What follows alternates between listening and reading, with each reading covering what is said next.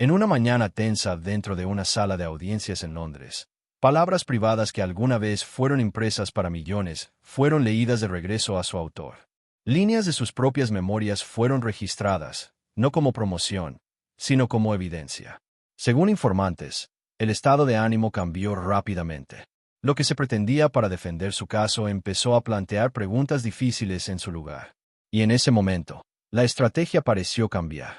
En una sesión formal vinculada a su batalla legal con el Daily Mail, el príncipe Harry tomó la palabra para defenderse de acusaciones de recopilación ilegal de información e intrusión mediática. Según fuentes familiarizadas con el procedimiento, su argumento se centró en las acusaciones de larga data de que ciertos medios de prensa utilizaron métodos inapropiados para obtener detalles privados sobre su vida. Habló en tonos mesurados. Calmado, directo. Su postura permaneció firme mientras describía lo que él creía era un patrón de intrusión que se remontaba a años. El enfoque, sugirió, no era solo un artículo, sino una cultura. Un sistema. Uno que, en su opinión, cruzaba límites. La audiencia comenzó de manera controlada. Los equipos legales delinearon cronogramas, artículos previos y supuestos patrones de reportaje. Se leyeron fechas en voz alta. Se hicieron referencias a titulares. La estructura parecía predecible. Luego, la dirección cambió. Los abogados introdujeron extractos de su memoria. Se abrieron páginas. Se leyeron párrafos lentamente en el registro. Conversaciones personales. Reacciones emocionales. Relatos detallados de momentos familiares privados. La sala se volvió más silenciosa. La implicación fue clara. Si cierta información ya se había compartido voluntariamente en impresión, ¿cómo podía describirse como obtenida ilegalmente o completamente privada? Las preguntas no fueron ruidosas. Fueron precisas. Los observadores notaron un cambio visible. No dramático, pero notable. Sus respuestas se volvieron más cuidadosas. Pequeñas pausas aparecieron entre oraciones. Aclaró el contexto. Explicó la intención. Diferenció entre contar su propia historia y que otros la contaran por él. La distinción le importaba. Sin embargo, en una sala judicial, las distinciones son sometidas a prueba. Se comparan palabras. Se enmarcan de forma diferente. Se reposicionan. Lo que parecía ser un testimonio directo empezó a tener consecuencias no deseadas. La memoria, que alguna vez fue una herramienta de control narrativo personal, ahora se examinaba como evidencia. No por emoción, sino por coherencia. Y bajo el lenguaje legal, algo más se estaba desarrollando. Un cambio silencioso en el poder. Porque el problema más profundo no era simplemente lo que se había escrito. Era cómo se estaban usando ahora esas palabras. Y eso planteaba una pregunta más seria sobre la coherencia de sus afirmaciones, una que todavía no se había explorado completamente. Los analistas legales dicen que las memorias pueden servir tanto como herramientas narrativas como vulnerabilidades legales. En este caso, se presentaron secciones seleccionadas de Sper para cuestionar la base de la demanda. Según observadores en la sala, la parte contraria se centró en pasajes donde se describían experiencias sensibles en detalle, incluyendo reflexiones personales y relatos detrás de escenas. El enfoque fue deliberado. Se citaron páginas con precisión. Se leyeron párrafos sin énfasis. El objetivo no era avergonzar. Era establecer el récord. Cada extracto fue seguido de una pausa. Luego una pregunta. Si una conversación privada ya había sido descrita públicamente, ¿qué exactamente seguía siendo privado? Si emociones, cronogramas y lugares se compartieron en detalle, ¿cómo debería definir la corte la intrusión? El argumento se estructuró cuidadosamente. Si experiencias privadas habían sido divulgadas voluntariamente en una publicación global, la defensa sugirió que la expectativa de privacidad ya podría haberse reducido. No fue un ataque emocional. Fue un procedimiento. Calmado, metódico. Dentro de la sala, el cambio fue sutil pero real. El enfoque se desplazó de lo que los periodistas pudieron haber hecho a lo que ya había sido revelado. Fuentes dicen que la estrategia fue diseñada para redirigir la atención del presunto comportamiento indebido hacia la cuestión más amplia de la divulgación pública. Remarcó el caso. Para el príncipe Harry, la distinción era profundamente personal. Había argumentado que contar su propia historia era un acto de reclamar control. Pero bajo el contraexamen, ese acto se estaba examinando desde otra perspectiva. El control en la publicación no se traducía automáticamente en control en la litigación.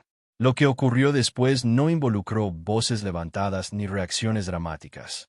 En cambio, implicó inconsistencias sutiles resaltadas bajo juramento. Una fecha descrita de una manera en el libro parecía ligeramente diferente en el testimonio. Un sentimiento expresado con certeza en impresión sonaba más matizado en la corte. Cada respuesta requería aclaración. Cada aclaración invitaba a otra pregunta. No hubo confrontación visible, solo una lógica cada vez más ajustada. Al terminar el intercambio, el caso parecía menos simple de lo que parecía al principio. La narrativa emocional había sido sometida a un escrutinio procedimental, y aunque no se había dictado un fallo final, algo había cambiado en el tono. Pero el impacto público más amplio de ese cambio aún no había emergido por completo. Según informantes, el momento más sensible llegó cuando se compararon directamente declaraciones previas con testimonios jurados. Se hicieron referencias lado a lado a declaraciones en entrevistas, apariciones en medios, eventos promocionales y archivos legales anteriores. El ejercicio fue silencioso, casi clínico. Una fecha mencionada en una entrevista se leyó en voz alta. Luego una fecha similar de documentos judiciales. Luego un pasaje de Sper. La redacción no era idéntica. El énfasis no era el mismo. El enfoque no estaba en la emoción. Estaba en la alineación. ¿Las afirmaciones públicas coincidían con los argumentos legales? ¿Las descripciones de los hechos permanecieron coherentes en todas las plataformas? Los observadores dicen que incluso pequeñas diferencias se vuelven significativas cuando se colocan en un contexto judicial. Una sola frase puede cambiar la interpretación. Un leve cambio en la certeza puede invitar a la duda. Para el príncipe Harry, esto no era un debate en televisión. Era un testimonio jurado. Cada respuesta tenía peso legal. Cada pausa se registraba.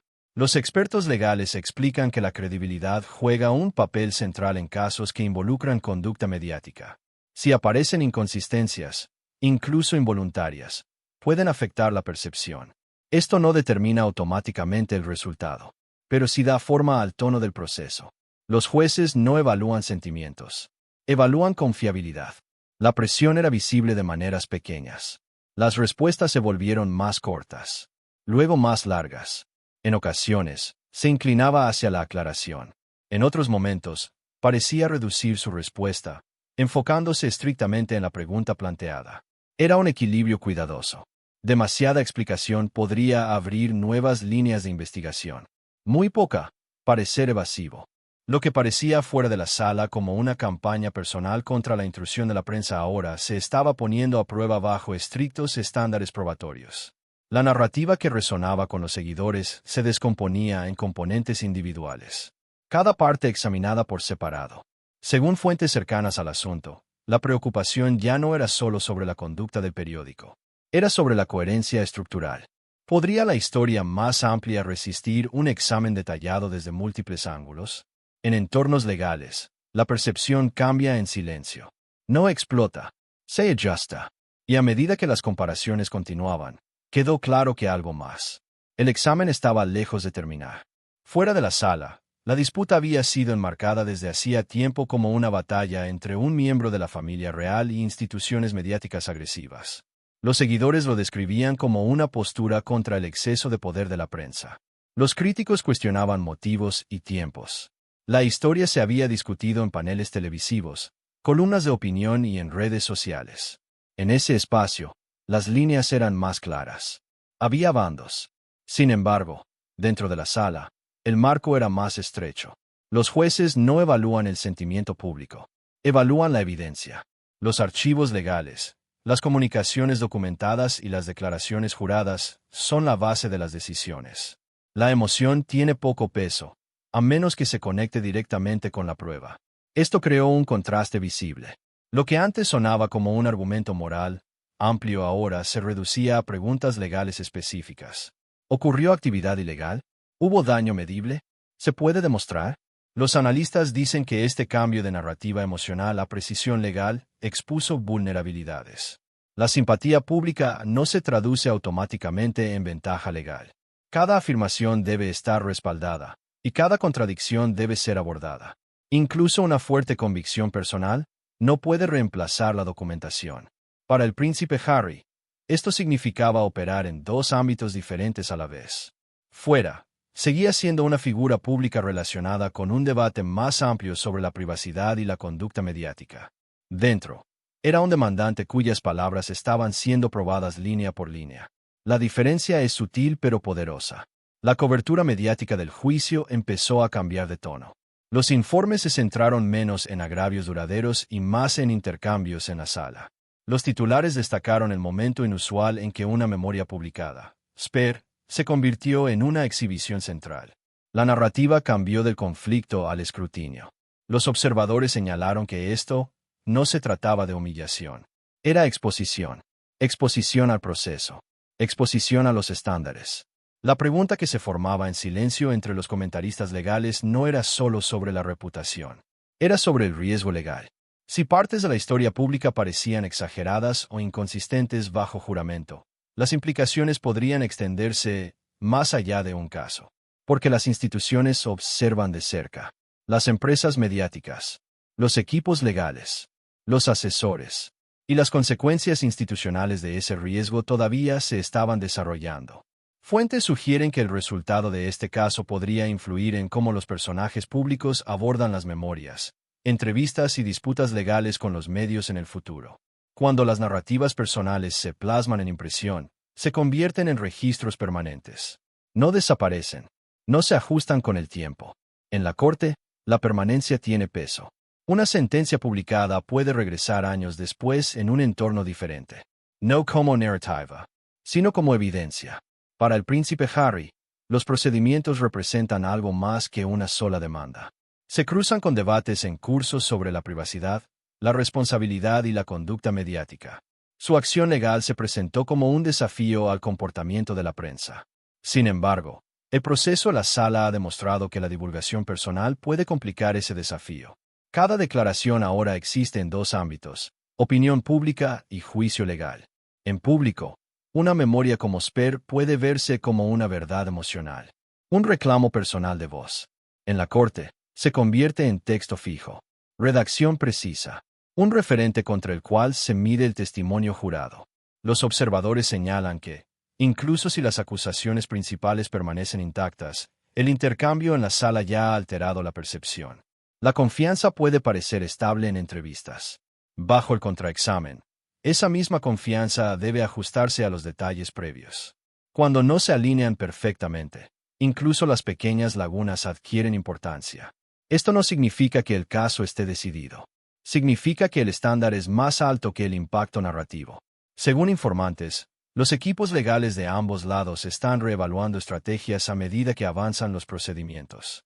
Se perfeccionan los argumentos. Se ajusta el lenguaje. Porque en un conflicto legal, la claridad es poder. Más allá de esta disputa específica, se está formando un mensaje más amplio. Las figuras públicas ahora operan en una era donde la narración personal y la responsabilidad legal están profundamente conectadas. La línea entre defensa y vulnerabilidad es más delgada de lo que parecía antes. La sentencia final se basará en prueba documentada, no en titulares, no en comentarios. Y quizás la verdadera pregunta ahora sea esta: cuando la verdad personal entra en el sistema legal, ¿quién controla la versión final de la historia? A veces las verdades más difíciles son las silenciosas. Y quizás esa fue una de ellas.